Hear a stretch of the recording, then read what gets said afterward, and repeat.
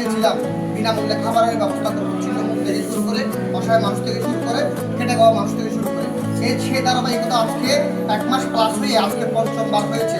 সুতরাং আমি ঐক্যবদ্ধ সকল শ্রেণীর মানুষকে অনুরোধ করবো এই কার্যক্রমের সাথে আপনারা সহযোগিতা করবেন এবং সঠিক পরামর্শ দিয়ে পাশে থাকবেন। ধন্যবাদ সবাইকে। আসসালামু আলাইকুম। জেলার অসহায় হতদরিদ্র মানুষের অনন্য একটি সৃজনশীল এবং মানবিক কাজের প্ল্যাটফর্ম।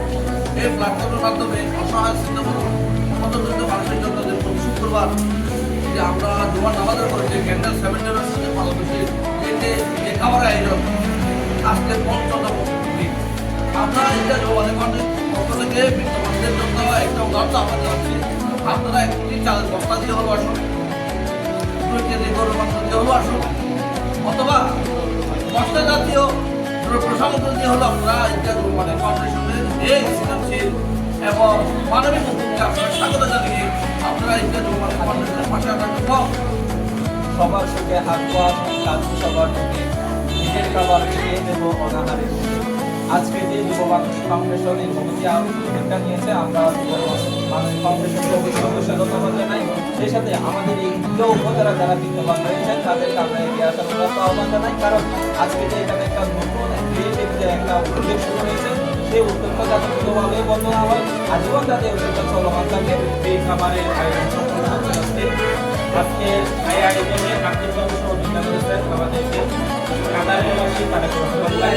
তারেক রহমান ভাইকে আমরা এই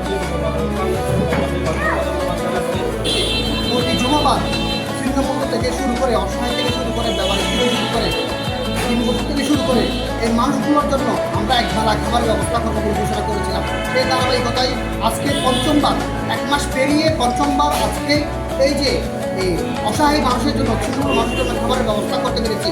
এই জন্য আল্লাহ তোমরা শুকরিয়া আদায় করি এবং আজকের আয়োজনে সামনে সহযোগিতা করেছেন কাতার প্রবাসী এই যে আমাদের তারেক ভাইকে আমি অসংখ্য ধন্যবাদ জানাচ্ছি। উনি আমার এলাকার কৃতি সন্তান, ওনার প্রতি অনেক শ্রদ্ধা এবং ভালোবাসা রইল এবং কমিশনের পক্ষে আপনার পাশে থাকুন, এই কাজে সহযোগিতা করুন এবং এই কাজ যেন মরার আগ পর্যন্ত চালু থাকে।